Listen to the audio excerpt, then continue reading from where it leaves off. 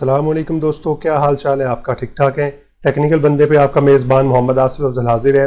दोस्तों आज हम जो है वर्ड के अंदर ये सीखेंगे कि हम किस तरह से स्टाइल्स जो हैं वो डिफ़ाइन कर सकते हैं और उनको किस तरह से इस्तेमाल कर सकते हैं, और उसके साथ साथ हम ये भी देखेंगे कि हम उनमें मॉडिफिकेशन किस तरह से कर सकते हैं। तो दोस्तों अगर अभी तक आपने मेरा चैनल सब्सक्राइब नहीं किया तो प्लीज़ मेरे चैनल को सब्सक्राइब कर दें और साथ में लगे बेल के आइकन को ज़रूर प्रेस कर दीजिएगा ताकि मेरे आने वाली नई जितनी भी वीडियोस हैं उनके नोटिफिकेशन आप तक वक्त पे पहुंचते रहें। तो दोस्तों हमारे पास ये जो स्टाइल का ऑप्शन है, हमारे पास यही होम टैब के अंदर जो है यहाँ पे हमारे पास अवेलेबल है स्टाइल के ऑप्शन जो है। यहाँ पे काफ़ी सारे स्टाइल जो हैं वो दिए गए होते हैं। आपको पता है हम जो सारा काम कर रहे हैं वो ऑफिस 2016 के अंदर काम कर रहे हैं, यानी वर्ड 2016 के अंदर ये सारा काम कर रहे हैं। तो यहाँ पे स्टाइल्स की जो ऑप्शन है वो यहाँ पे अवेलेबल होती है और इसके ऊपर जब आप क्लिक करते हैं, यानी इसके ड्रॉप डाउन वाली लिस्ट के ऊपर आप क्लिक करते हैं तो यहाँ पे आपको और भी बहुत सारे जो है स्टाइल्स मिल जाते हैं। इसी तरह हमारे पास ये नीचे कुछ ऑप्शंस हैं। आप क्रिएट न्यू स्टाइल कर सकते हैं, क्लियर फॉर्मेटिंग कर सकते हैं। इसके ऑप्शन हमारे पास एक और जगह भी अवेलेबल है, हमने अपने एक प्रीवियस लेक्चर के अंदर जो इसे डिस्कस किया हुआ है। और अप्लाई स्टाइल के ऑप्शन जो हमारे पास यहाँ पे अवेलेबल है। हम इनको वन बाई वन देखते हैं और इनको देखते हैं कि किस तरह से यूजफुल हैं। ओके जी, हम आते हैं वापस। कुछ मैंने टेक्स्ट जो है वो कॉपी किया हुआ है यहाँ पे इसके ऊपर प्रैक्टिस करने के लिए जो है ये टेक्स्ट मैंने कुछ लिखा हुआ है, और हम जैसे ही अभी इस टेक्स्ट के ऊपर क्लिक करेंगे तो आपको पता चल जाएगा कि यहाँ पे कौन सा स्टाइल जो है सिलेक्टेड है। देखिए मैं इस टेक्स्ट के ऊपर कहीं पे भी क्लिक कर रहा हूँ तो आपको जो यहाँ पे स्टाइल नजर आ रहा है वो ये नॉर्मल ही सिलेक्टेड नजर आ रहा है। जैसे ही कोई और जो है स्टाइल मैं यहाँ पे चेंज करूंगा तो जैसे ही मैं उस टेक्स्ट के ऊपर क्लिक किया करूंगा तो यहाँ पे टेक्स्ट के क्लिक करने के साथ ही यहाँ पे स्टाइल के भी जो है वो आपका चेंज हो जाया करेगा। मिसाल के तौर पे मैं यहाँ पे ये दो पैराग्राफ जो हैं इनको सिलेक्ट करता हूँ और सिलेक्ट करने के बाद यहाँ पे ये जो मेरे पास पैराग्राफ की एक ऑप्शन है ये नो स्पेसिंग के साथ जो है इसके ऊपर क्लिक करता हूँ। तो अब ये देखें ये पैराग्राफ के अंदर जो स्पेसिंग थी वो खत्म हो गई। और अब मैं जब चेंज करता हूँ, देखिएगा जरा, इस पर क्लिक किया तो आपका स्टाइल ये वाला आ गया, और जैसे ही मैंने इसके ऊपर क्लिक किया तो आपका स्टाइल ये चेंज हो गया यहाँ से जो है। तो इस तरह से जो आपने स्टाइल अपने टेक्स्ट के ऊपर इंप्लीमेंट किया होता है, जैसे ही आप उसके ऊपर क्लिक करते हैं वो स्टाइल यहाँ से चेंज हो जाता है। अब हमने स्टाइल्स की बात करनी है। ये स्टाइल्स हम जो है वो क्यों इस्तेमाल करते हैं और इनका फ़ायदा जो है हमें अपने डॉक्यूमेंट के अंदर क्या होता है। अभी आपने फ़ायदा देख लिया है कि अगर मैंने ये फ़र्ज़ कर लें ये स्पेसिस ख़त्म करनी होती तो मुझे यहाँ पे लाइन स्पेसिंग पे आना पड़ना था, और लाइन स्पेसिंग पे आगे पर मुझे ये स्पेसिंग जो है वो ख़त्म करनी पड़नी थी। और इसकी बजाय ये हमारे पास एक आसान ऑप्शन होती है कि आप यहाँ पे जो है एक स्टाइल डिफाइन कर लें जिसमें लाइन स्पेसिंग ना हो पैराग्राफ के दरमियान जो है। तो आप अपना टेक्स्ट सेलेक्ट करें और जस्ट उसे क्लिक कर दें। इसी तरह हमने जो है कुछ हेडिंग्स देनी होती हैं, उनका स्टाइल ज़रा डिफरेंट होता है, या हमने कोई फ़र्ज़ कर लें कैप्शन देनी है अपनी इमेज के नीचे जो है उसका स्टाइल ज़रा डिफरेंट होता है। तो वो सारे स्टाइल जो हैं वो आप यहाँ पर डिफाइन कर लेते हैं अपने स्टाइल्स के अंदर जो है, और बाद में आप उन्हें जस्ट वन क्लिक के साथ जो है वो इस्तेमाल कर सकते हैं।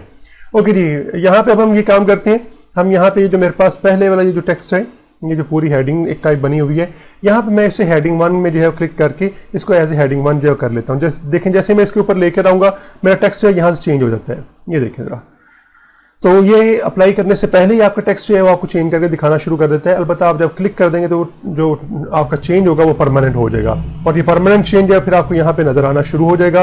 और आप इसको जो है अगर बाद में चेंज करना चाहें तो फिर आप यहाँ से दोबारा क्लिक करके चेंज कर सकते हैं, या हमारे पास एक यूनिवर्सल सी ऑप्शन है कंट्रोल Z वाली, आप उसको जो है वो प्रेस करते हुए इसे चेंज कर सकते हैं, जिस तरह अभी मैंने चेंज कर लिया है। तो हम दोबारा हेडिंग 1 पे क्लिक करते हैं, ये हमारा टेक्स्ट जो है वो चेंज हो गया। अब देखें हमें हेडिंग जो है वो इस तरह की मिल रही है, लेकिन हमें हेडिंग इस तरह की नहीं चाहिए। हमें हेडिंग ज़रा अपने हिसाब से चाहिए, या जो आपको डॉक्यूमेंट में कहा गया हुआ है कि आपकी हेडिंग इस तरह की होनी चाहिए तो आपको उस तरह की चाहिए। तो आप फिर ये काम कर सकते हैं, इस सारे टेक्स्ट को जो है वो सिलेक्ट कर लें, और सिलेक्ट करने के बाद जो है आप इसे चेंज करें। लेट्स से मैं इसे बोल्ड करना चाह रहा हूँ, मैं इसका जो कलर है वो ब्लैक करना चाह रहा हूँ, मैं क्लिक करके ब्लैक कर लेता हूँ। इसे मैं अंडरलाइन करना चाह रहा हूँ, अंडरलाइन कर लेता हूँ। और इसके बाद मैं अब यहाँ पे दोबारा अपनी हेडिंग 1 पे वापस आता हूँ, क्योंकि मैंने ये जो हेडिंग स्टाइल है ये बार बार यूज़ करना है।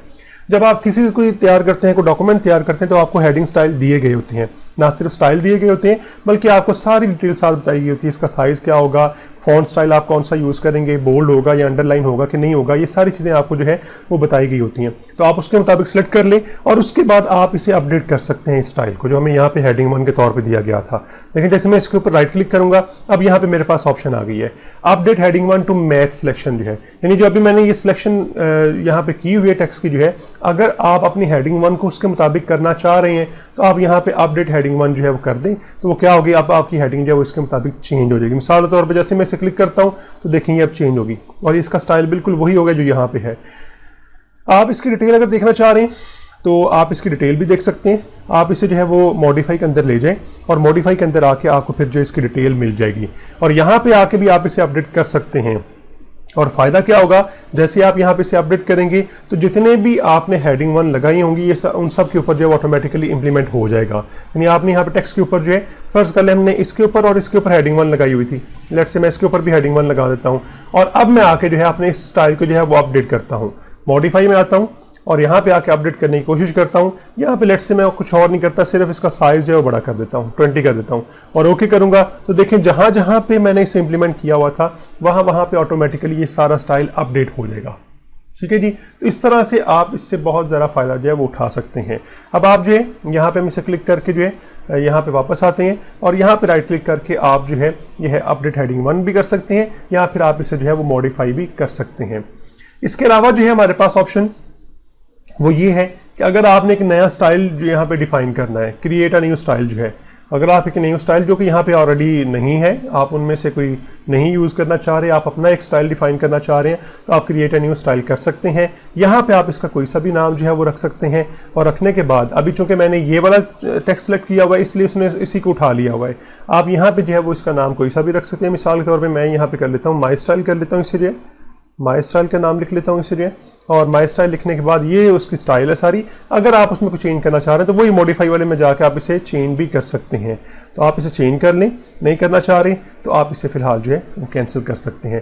लेकिन अभी चूंकि स्टाइल डिफाइन नहीं हुआ क्योंकि मैंने इसे ओके नहीं किया हुआ था, इसलिए अगर आप स्टाइल डिफाइन करना चाह रहे हैं टेक्स्ट सेलेक्ट कर लें, सेलेक्ट करने के बाद क्रिएट स्टाइल करें, स्टाइल करने के बाद यहाँ पे इसका नाम दे लें। आप जो है नाम जिस तरह मैंने जो वो दिया था यहाँ पे माई स्टाइल जो है, ये लिखने के बाद आप जिसे जस्ट से ओके कर दें तो अब आपको देखें ये स्टाइल यहाँ पे अवेलेबल है। तो इस तरह से आप अपना एक न्यू स्टाइल भी इसके अंदर डिफाइन कर सकते हैं जिसे आपने बार बार इस्तेमाल करना है अपनी फॉर्मेटिंग के अंदर जो है। उस स्टाइल में आप कुछ भी चेंज कर सकते हैं, आप उसे अंडरलाइन कर लें, कलर चेंज कर लें, उसका जो है उसका साइज जो है बड़ा कर लें, यहाँ से उसका फॉन्ट स्टाइल जो है वो चेंज कर लें। कुछ भी आप अगर उसमें चेंज करना चाह रहे हैं तो करके आप जो है उसे अपनी इस स्टाइल लिस्ट के अंदर जो है वो ऐड कर सकते हैं। इसके अलावा जो है हमारे पास ऑप्शन, अगर आप ये जो फॉर्मेटिंग सारी हुई इसे क्लियर करना चाह रहे हैं तो आप इस पर क्लिक करके ये सारी फॉर्मेटिंग क्लियर कर देंगे।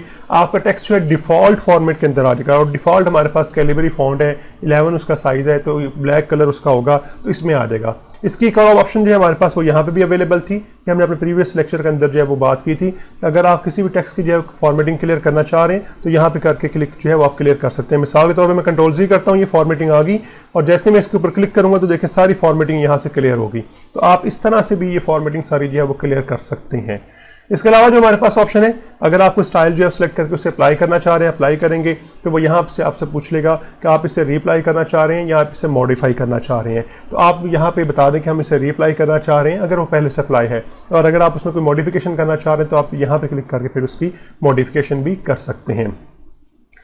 तो इस तरह से आप जितने भी ये स्टाइल्स हैं इनका इस्तेमाल कर सकते हैं, न्यू स्टाइल जो है वो क्रिएट कर सकते हैं, फॉर्मेटिंग जो है वो जो आपने की हुई है वो सारी क्लियर कर सकते हैं और नए स्टाइल जो भी आपने यहाँ स्टाइल सेलेक्ट किया हुआ है उसको अपने टेक्स्ट के ऊपर जो है वो आप अप्लाई कर सकते हैं।